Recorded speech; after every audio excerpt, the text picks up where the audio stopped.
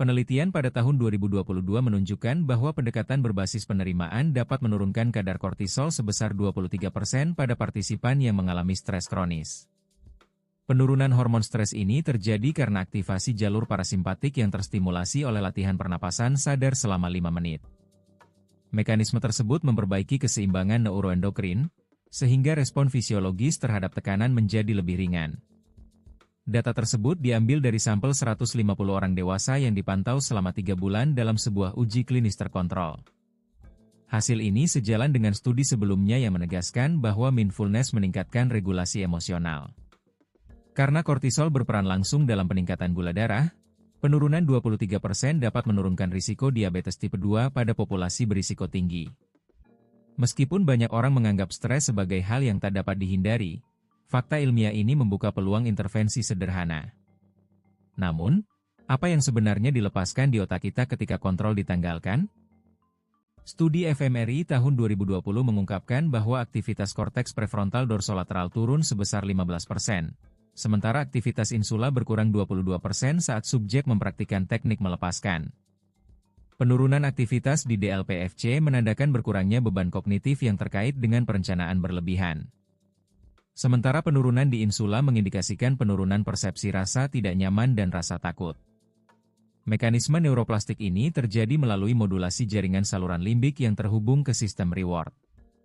Karena otak menjadi lebih fleksibel, individu dapat beradaptasi pada perubahan lingkungan tanpa mengalami kegelisahan berlebih.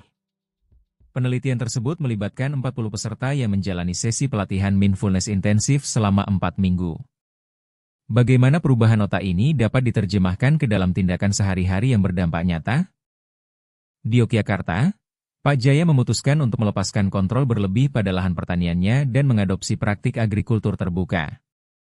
Hasilnya, produksi padi meningkat 28% dan biaya input turun 40%, sementara skor kesejahteraan H5 mencapai 86 dari 100.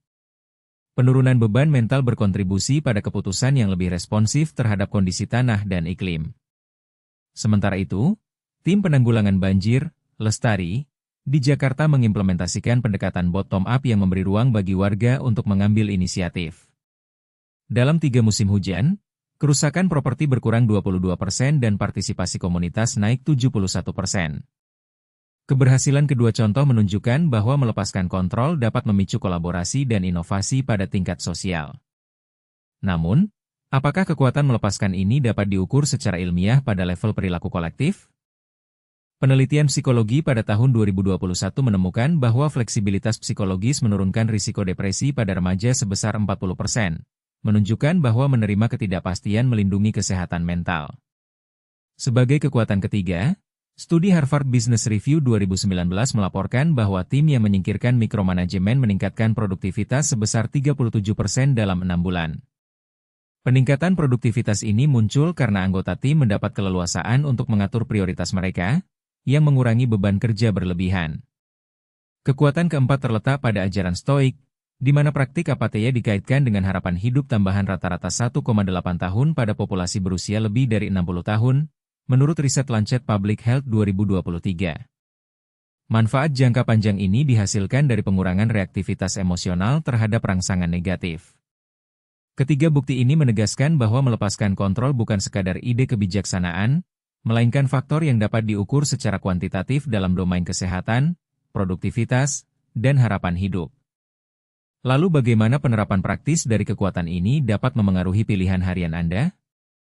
Menurut Balitbangkes 2022, 30% warga Indonesia merasa tidak berdaya karena kurangnya kontrol atas situasi hidup mereka. Di Jakarta, 35% pekerja mengaku mengalami kelelahan, namun program coaching berbasis penerimaan berhasil menurunkan tingkat burnout sebesar 45% pada tahun 2023. Sementara negara dengan skor tinggi pada indeks penerimaan ketidakpastian mencatat peningkatan kebahagiaan 0,9 poin pada World Happiness Report 2024. Kontroversi muncul ketika sebagian kalangan mengkritik bahwa melepaskan dapat memicu individualisme, namun model Collective Acceptance 2025 berhasil menurunkan konflik keluarga 18% dan meningkatkan rasa kebersamaan 12%. Dengan mengintegrasikan teknik pernapasan 5 menit, delegasi tugas menggunakan prinsip 80-20, serta pendekatan ikhlas, Dalam resolusi konflik, Anda dapat memanfaatkan data tersebut dalam kehidupan pribadi. Strategi investasi jangka panjang yang menekankan diversifikasi juga sejalan dengan temuan bahwa rasa kontrol finansial meningkatkan kesejahteraan psikologis. Mendukung ruang hijau kota memperkuat hubungan antara lingkungan dan penerimaan, karena akses ke alam mengurangi stres fisiologis secara terbukti. Apakah Anda siap mengubah pola pikir dan menerapkan langkah-langkah ini untuk menguasai kekuatan melepaskan?